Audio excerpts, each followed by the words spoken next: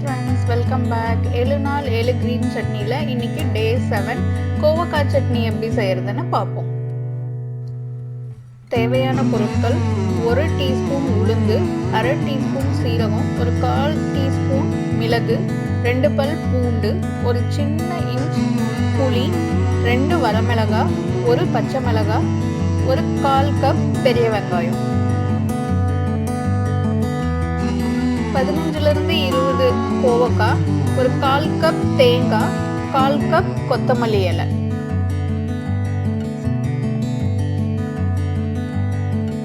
Pan சூடானதும் 1 table spoon எண்ணெய் சேர்த்துக்கோங்க. எண்ணெய் சூடானதும் உளுந்து, சீரகம், மிளகு இது எல்லாத்தையும் சேர்த்து நல்லா செவக்க வறுத்துக்கோங்க.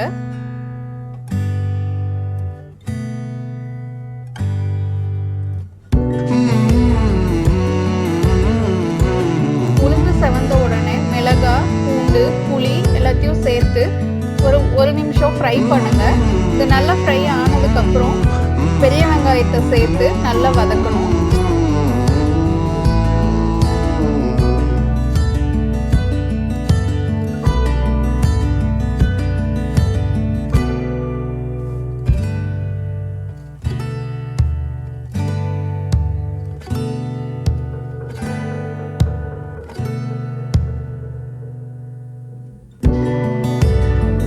நல்லா வதங்கினதுக்கு அப்புறம் நல்ல குட்டி குட்டியா கட் பண்ணி வச்சிருக்கிற கோவக்காயை இதுல சேர்த்து நல்லா வதக்குங்க.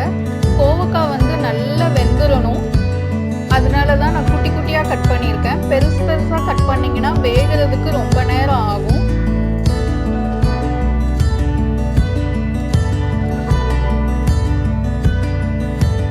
பழுத்த கோவக்காயா எடுக்காதீங்க, அது டேஸ்ட் நல்லா இருக்காது.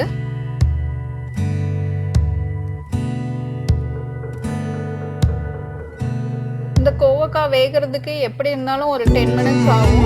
மூடி போட்டு வேக வைங்க.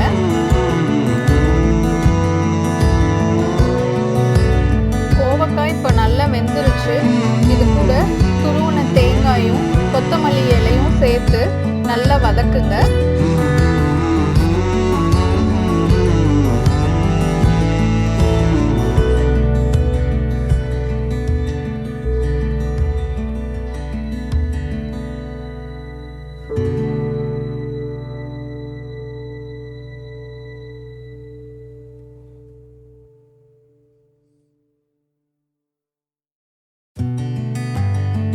கடைசியா தேவையான அளவு உப்பு சேர்த்து நல்லா அரைச்சி எடுத்தீங்கன்னா சூப்பரான கோவக்காய் சட்னி ரெடி.